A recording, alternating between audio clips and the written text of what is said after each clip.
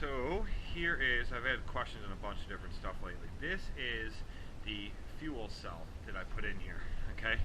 It's a 30-gallon fuel cell, has the gas gauge right there, tells me in gallons how much is in it.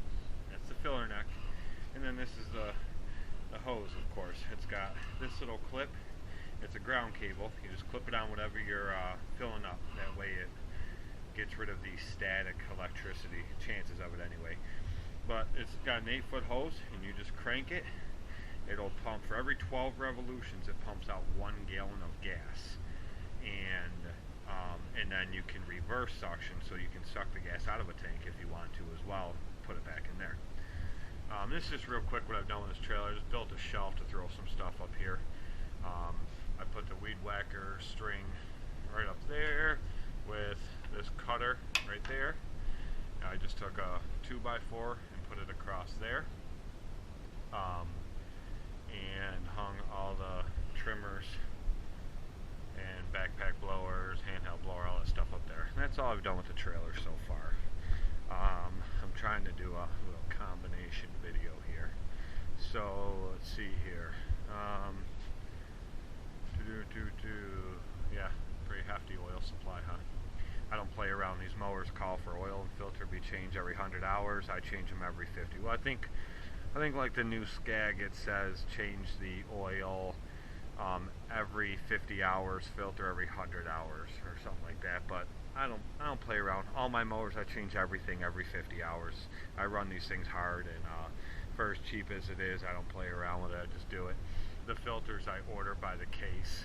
I either use Napa 1056 filter, or I order these rotary filters by the case.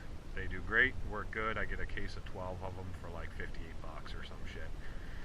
And then the oil, I just run regular Napa oil, 1030 in the Scag and straight 30 in all the other mowers. Anything with a Kawasaki or brakes, I run straight 30. Kohlers, which is what's in the Scag, I run 1030, and that's because it has hydraulic lifters. I put straight 30 in them, they run like shit. So, but yeah, I have all that oil up there because it's like $4.89 a quart or something. But if I order it through my Napa dealer around here, if I order 5 cases at a time, it comes out to like $1.97 a quart. So that's why I have so much. Another question I got. This is, try and turn this around. This is my blade sharpener. It's a Neary. It is a half horsepower. That's, some people say get one with more horsepower. That's plenty. I've drilled blades into that thing, and it never even bogs the engine down. But anyway, this is how I got it. It's got the stand, angled slot to put blades in. So this is what I did. I was looking for a new bench grinder. That's how I've always sharpened my blades. But I was looking on Craigslist, and this popped up. This blade sharpener. A guy had it not too far from me, about 20 minutes away from me, and he used to have a contract with the city of Buffalo where he'd sharpen all their blades, and anyway, he lost that contract. They decided to start doing it in-house, so that's why he had this, and he was looking to clean out his garage and get rid of some stuff. So that new I found online is about 800 bucks, 850 right in there, and then the stand for that industrial stand is another 150, and then these grinding wheels that are inside there, those are about 50 bucks a piece to get the good ones. Well, this guy gave me the blade sharpener, which was 1.5 years old, the stand, the wheel that's in it, and 3 other wheels, all for 200 bucks. So you can't beat it. It's just amazing. And come to find out, I'll show you guys something real quick. I was sharpening my blades every day. Now I mow 21 to 24 lawns a day, depending on the day. I think one day I have like 27 lawns. And I'm getting 1 day out of my blades, and they're dulling out already. Had to be sharpened every morning. Well, it was because the angle was wrong. I bought this thing, and I can put it right on there, and it tells me exactly what the angle is. I have it set, I don't know if you guys can see that, I have it set at 30 degrees, which ideally that's where you want your blades. Some people prefer them at 35, but 30-degree angle is what I've always found to be the best. It's what most manufacturers recommend.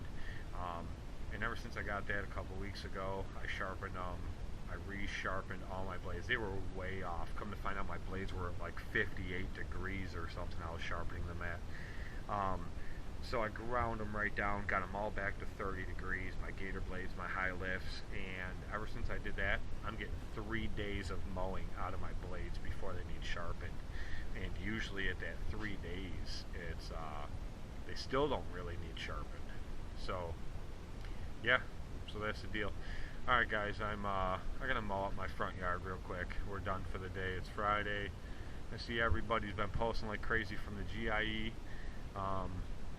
I would have loved to go, but it's quite a haul for me, and for me to take time off this time of year, there's no way. I have way too much work, and we're still way too busy. I think out of all my lawn say, I have 114 weekly accounts, and I think there's maybe 7 of them we didn't mow this week. So they're all still growing, and on top of that, we're mulching up leaves like crazy. So there's no way that I could have cut a week short and been able to go to that thing. I'm hoping one of these years I get to go. I'd really love to go. It looks like everybody has so much fun, and so I would definitely love to go. But this year is not the year. Maybe next year.